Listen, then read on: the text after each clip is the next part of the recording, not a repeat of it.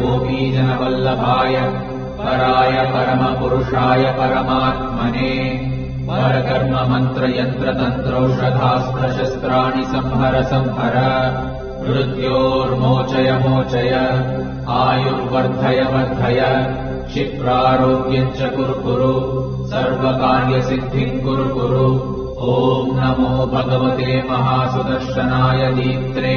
ज्वालापरिवृताय सर्वारिष्टविनाशाय सर्वसम्पत्कराय सर्वदिक्शोभनकराय सहस्रज्वालाय परमात्मने परब्रह्मणे परञ्ज्योतिषे हुं फट् स्वाहा। ॐ श्रीं ह्रीं ऐं क्लीं कृष्णाय गोविन्दाय गोपीजनवल्लभाय पराय परमपुरुषाय परमात्मने